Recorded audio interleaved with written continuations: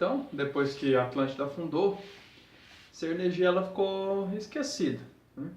Usada apenas por alguns grupos de curadores, alguns sacerdotes, mas ela não era mais aquela mesma energia. Passaram alguns milhares de anos, um padre japonês, um monge, né, japonês, ele era professor de teologia e ele dava aula na universidade a respeito de Deus. E um dia nas aulas dele, ele falou para os alunos, estava falando a respeito de Jesus e como Jesus curava. Então ele foi questionado por um aluno de como que realmente Jesus curava. E Mikao Usui ele acabou não conseguindo dar uma resposta satisfatória para o aluno. E lá no Japão eles são muito rigorosos, então para o Mikao Usui isso foi uma desonra, ele não ter dado conta de responder um aluno. E, então ele largou de tudo, largou a universidade, para ele começar a viajar procurando essa resposta. Então ele viajou boa parte do mundo, sempre procurando nos templos respostas. Ele perguntava para os monges as respostas. Ele passou 15 anos nessa busca. Na apostila vai ter tudo relatado com mais detalhes, que eu só estou trazendo a essência. Ele perguntava então para os monges de alguns mosteiros se eles sabiam como fazer a cura da matéria. Aí os monges sempre respondiam que eles estavam ocupados demais tentando achar a cura do espírito para se preocupar com a cura da matéria. Até que teve uma vez que ele achou um monge que deu essa mesma resposta, que ele estava preocupado com a cura do espírito, mas que achava que seria possível encontrar uma cura espiritual assim para a matéria também. Então, depois de muito tempo de procura, o Mikao Usui ele encontrou alguns documentos antigos de alguns discípulos do Buda. Nesse tempo ele aprendeu outros idiomas, aprendeu sânscrito, aprendeu latim. Então ele encontrou esses manuscritos e traduzindo eles, ele encontrou uma forma que Buda curava e alguns símbolos. Então ele já tinha a teoria, só faltava ele descobrir como trazer aquilo que ele tinha encontrado para a prática. Que Buda ele curava também de uma forma bem semelhante como Jesus, né? E também de uma forma bem semelhante, que eu estou acrescentando aqui, que isso geralmente não faz parte do curso de Reiki, essa parte de Atlântida, da mesma forma que os Atlantes curavam também, tá? Usando a energia da vida, usando essa energia fluido cósmico universal. Então, naquela região era comum o jejum. Então, o Mikao Usui, ele levou um pouco de água, um cantil com água e 21 pedras num saquinho e subiu uma montanha, um monte chamado Monte Kurama, lá no Japão isso já. Ele tinha viajado, depois voltou para o Japão novamente. E nesse monte ele começou a fazer um jejum e fazer uma meditação chamada Meditação da Estrela da Manhã, que é recitar um mantra milhares de vezes por dia.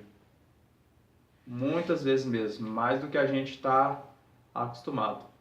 Então, cada vez que passava um dia, ele pegava uma pedrinha daquelas da sacola e jogava fora, para ele marcar os dias que ele estava lá. E quando chegou no 21º dia, que ele já estava terminando,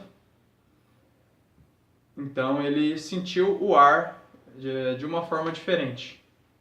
Aí tem algumas variações, tá? Nessa história, tem gente que fala que ele já viu símbolos do Reiki nesse momento, tem outros que falam que não, tá? O importante é que ele sentiu essa energia, sentiu o ar de uma maneira diferente.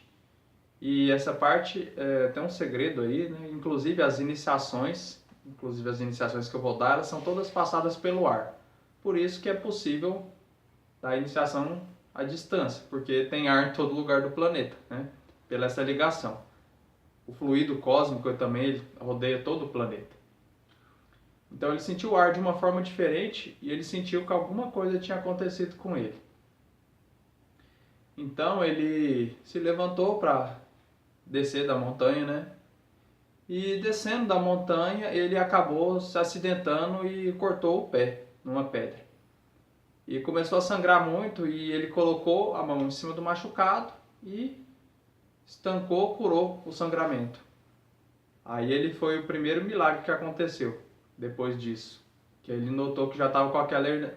que ele já tinha descobrido que ele tinha procurado ir por 15 anos. Depois disso, ele descendo da montanha, ele foi num lugar para se alimentar, né? Tinha muito tempo que ele estava sem comer. E aí ele encontrou uma mulher que estava com muita dor de dente, que veio atender ele. Ele estava com muita dor, perguntou o que era, ela disse que estava com dor de dente. Ele colocou a mão e sumiu aquela dor que ela estava sentindo. E perguntaram para ele se ele queria uma refeição completa, porque era uma refeição especial para quem tivesse feito jejum. Porque o do jejum não é fazer o jejum que é prejudicial. O jejum é bom, é curativo. O problema do jejum é como quebra ele. Se quebrar de qualquer jeito, o sujeito até morrer. Então ele falou que não precisava de uma comida especial, que ele queria uma comida completa, uma porção completa. E fez para ele, ele comeu e não aconteceu nada com ele. Então esses aí são os 3 primeiros milagres dele. Aí depois disso ele começou a curar os mendigos que ficavam lá naquela região do Japão. E ele curava os mendigos e eles ficavam curados. E aí ele fez uma viagem, quando ele voltou ele encontrou aqueles mendigos que tinham sido curados, todos voltaram à mendigância novamente. Aí ele, assustado, sem entender por que aquilo tinha acontecido, né? Porque os mendigos estavam moribundos, por isso que eles estavam à mendigância. Aí ele perguntou para eles, o mendigo falou: é porque é muito mais fácil a gente ficar na mendigância do que ir trabalhar ou fazer qualquer coisa, né? Então aí o Mikauzui ele entendeu que não bastava apenas a cura da matéria, que como os monges falavam para ele, que também era importante a cura do espírito. Então daí ele já começou a utilizar o Reiki, formando os primeiros discípulos dele, né? Para fazer uma consolidação do Reiki, uma coisa mais firme. Tanto que como ele está consolidado hoje, né? É até reconhecido pelas autoridades, né? Reconhecido pelo governo como terapia, está até no SUS agora. E esse Reiki, gente, ele é o mesmo vril da época dos Atlantes. A diferença é que agora, nos dias de hoje, foi dada autorização para a gente utilizar o Reiki apenas para a cura.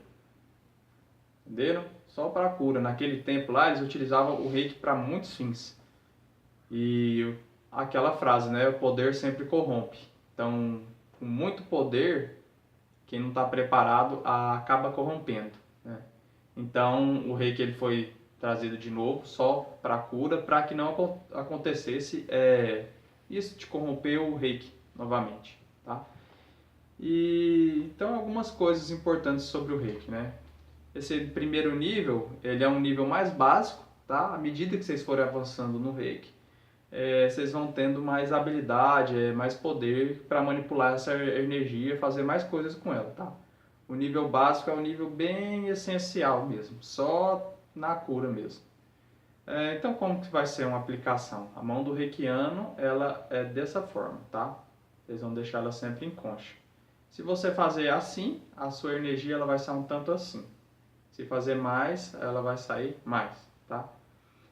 Explicando então essa palavra Reiki que o Mikauzui utilizou, Rei é a energia de Deus, tá?